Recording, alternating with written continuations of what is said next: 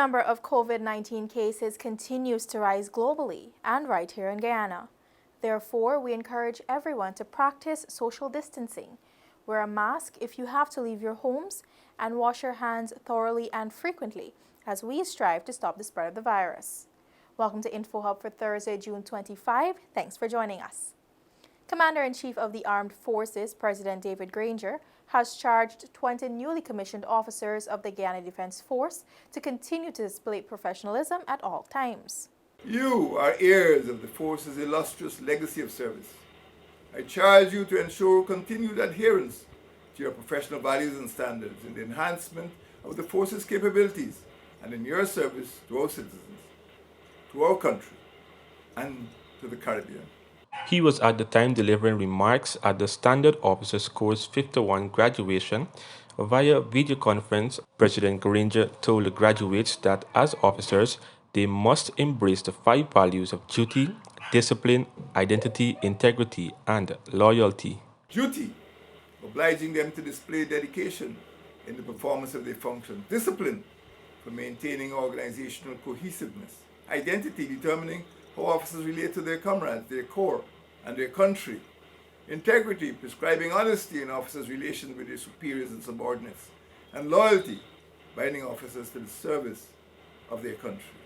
In his remarks, the head of state reminded that the country is set to experience unprecedented transformation and that the GDF will play an important role in protecting the country's patrimony, independence, sovereignty, and territorial integrity.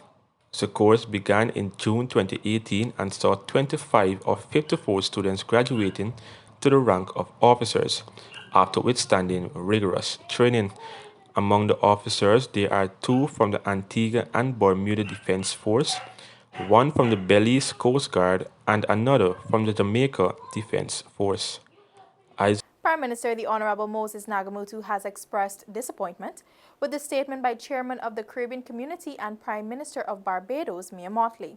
Here are the details. Prime Minister Nagamutu reminded that following the country's general and regional elections on March 2, 2020, the chair and other CARICOM heads of government intervened to ensure there was a recount of the total votes cast. An order was gazetted and a CARICOM observer team was facilitated to oversee the recount. The votes cast could only mean valid votes cast. And on the basis of the calculation of the chief elections officer, those valid votes could only mean votes that have met the standard of credibility, not votes tainted by fraud, tainted by irregularities. And when one speaks to the issue of credibility of these elections held on March 2nd, one has to address the issue that credibility gives quality to the election. It's not the quantity of votes, it's the quality of the voting that took place, the quality of the ballot, minus ballots that have been impacted by fraud.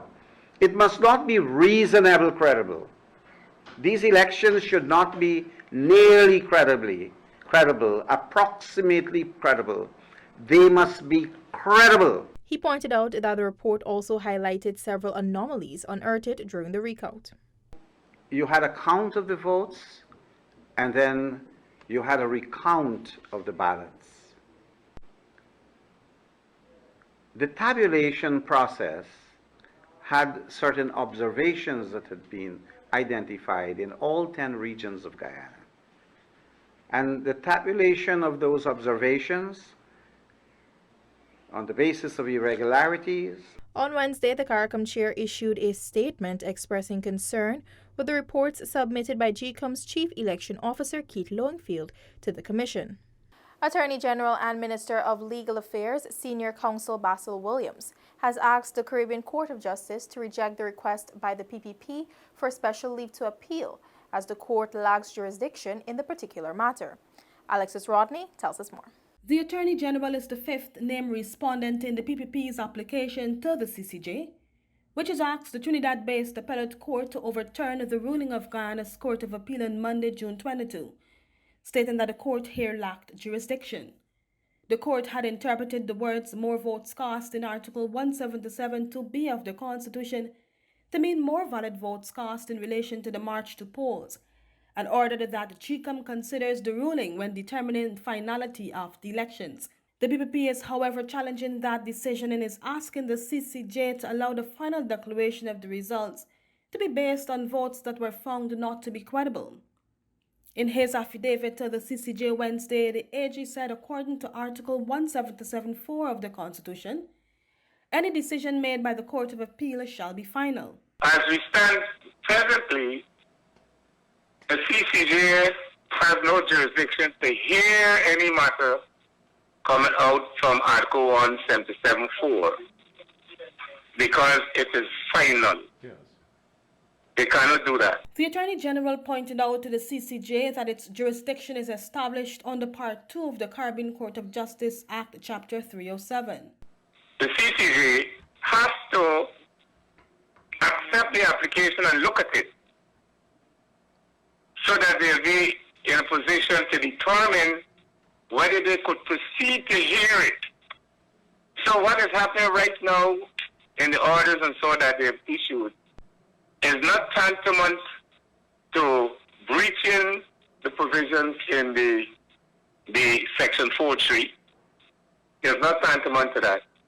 Because what it says is that you cannot proceed to hear the appeal because the appeal is final under the Court of Appeal Act. The CCJ on Tuesday said that it will hold a case management conference on Thursday, June 25th, paving the way for the substantive arguments on July 1. The other named respondents in the PPP's application are Eslyn David, the Chief Elections Officer, Chairman of the Guyana Elections Commission, and GCOM, among others.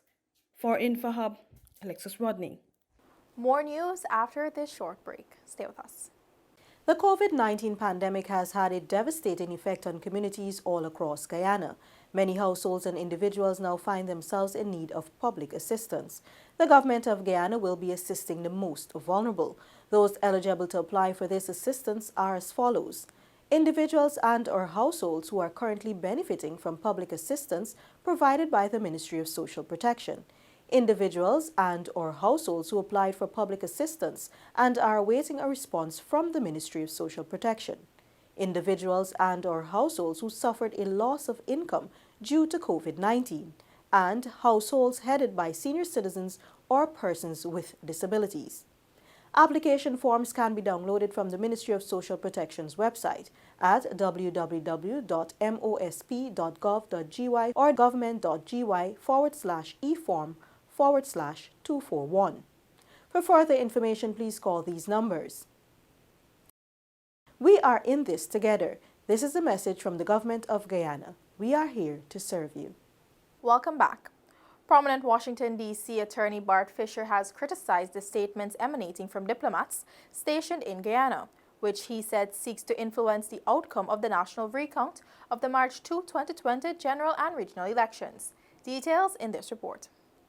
Speaking on 107.1 FM Bench Corp Radio, the U.S. Attorney listed a series of issues with Wednesday's joint statement by the ABCE Foreign Missions. The first problem is it's premature. Comments such as were made in the joint statement should be made only at the conclusion of the process. And one would have thought that the signatories would have respected the process and commented only at the conclusion. According to the D.C. attorney, the statement is problematic and harmful as matters pertaining to the elections are under judicial review. That's a prejudicial statement, even before the matter has been heard by the CCJ, right? So one has the feeling that they are trying to place their thumb on the scales of justice.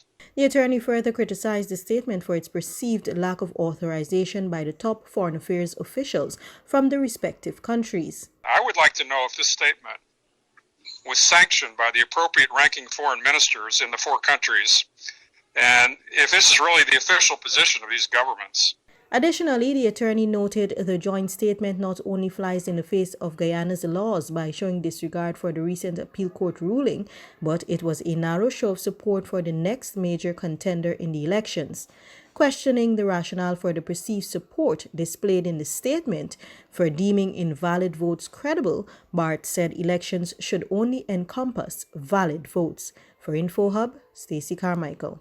Chief Medical Officer Dr. Shamdeo Prasad on Wednesday reminded repatriated Guyanese that they have a responsibility to adhere to COVID-19 guidelines they agreed to before returning home. More from Delicia Haynes. The CMO took the opportunity to remind that the measures they would have signed on to are important and serves to protect them and the general population. He also said that even though they would have tested negative for coronavirus before returning home, it does not mean that all is well. Remember, you are still at risk. Hence the reason we want to check on you to ensure that you are not experiencing any signs or symptoms. It is disappointing to learn that when health officials try to follow up with you, either you're not at home or they're unable to contact you because the information you provide is inaccurate and you are not at the stipulated location. Added to this, the CMO said that the delinquent actions of the few are making the consideration for others to come home even more difficult, as the airports have not been opened to international flights.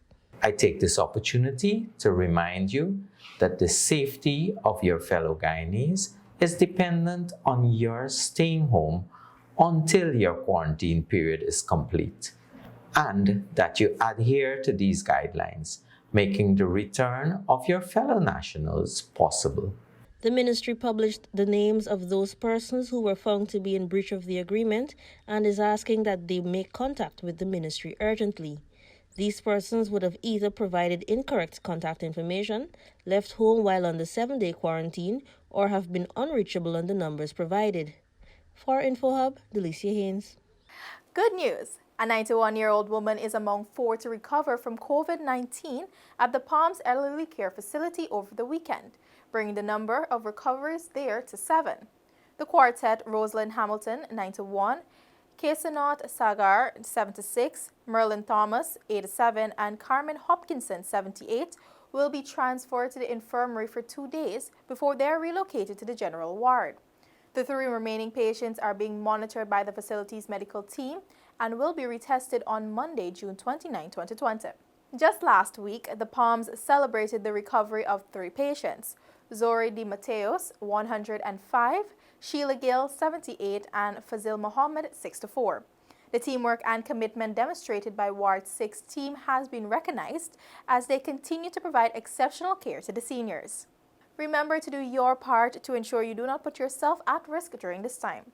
If you have a cough, fever, and difficulty breathing, seek medical care early, but call the hotline first. That's all for today. Connect with us on all our social media platforms, including WhatsApp, Facebook, YouTube, and Instagram, as we bring you the latest and important news related to COVID-19 and much more. Also, subscribe to our website, dpi.gov.gy. Your Bridge Report is up next. Goodbye for now.